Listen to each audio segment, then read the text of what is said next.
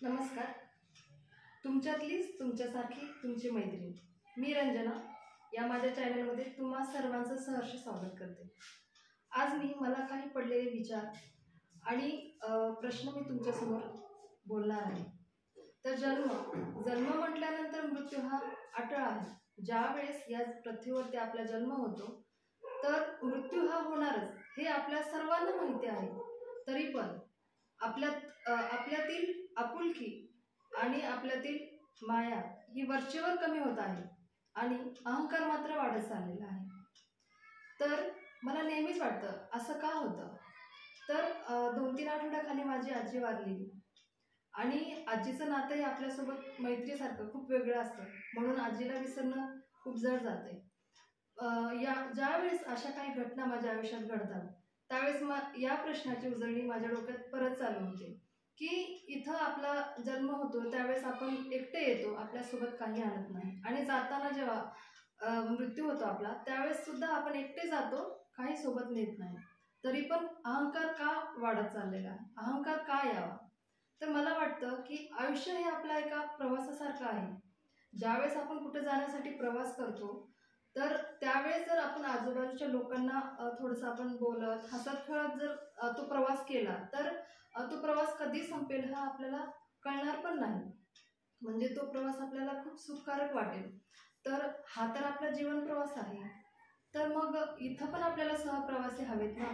तर आपले सहप्रवासी म्हणजे कोण? आपल्या आजूबाजूचे मित्रमंडळी, नातेवाईक.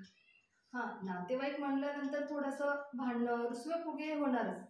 आजी म्हणायची माझी की घरामध्ये भांडी असतात, भांडी खाली पडतात, आवाज येतो, म्हणून काय आपण भांडी घराबाहेर फेकतो का? नाही ना. मग नातेवाईकांचं पण रुसवे-फुगे चालू असणारच. त्याला आपण जोडून ठेवण्याचा प्रयत्न हा केलाच पाहिजे.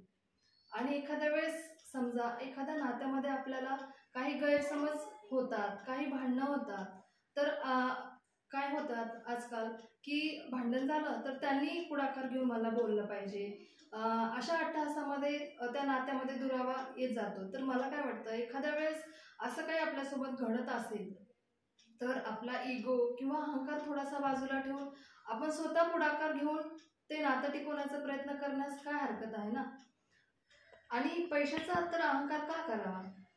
पैसा हा येणारा जाणारा आहे, आज आहे तर उद्या नाही. आपल्यात कित्येक उदाहरणं आपण असे बघतो की गरिबाचा श्रीमंत होतो आणि श्रीमंताचा गरीब होतो. तर मग पैशाचा तरी अहंकार का करावा. आणि आजकाल आपल्याला माहिती आहे आपलं आयुष्यमान, आपलं जीवनमान किती कमी झालेलं आहे.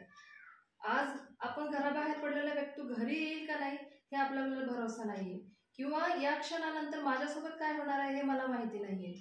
तरी पण हे सगळं आपल्याला कळत असताना सुद्धा आपल्यातील सगळा दुरावा निर्माण व्हायला लागलेला आहे. आणि मला हे सगळं बघून परत असे विचार येतात की आपल्या आयुष्याला शेवट आहे पण अहंकार का. तर हे माझे आजचे विचार होते. तर हा व्हिडिओ तुम्हाला कसा वाटला ते मला नक्की कमेंट्स बॉक्समध्ये सांगा. आणि माझ्या व्हिडिओला शेअर, लाईक आणि सबस्क्राईब करायला विसरू नका. धन्यवाद.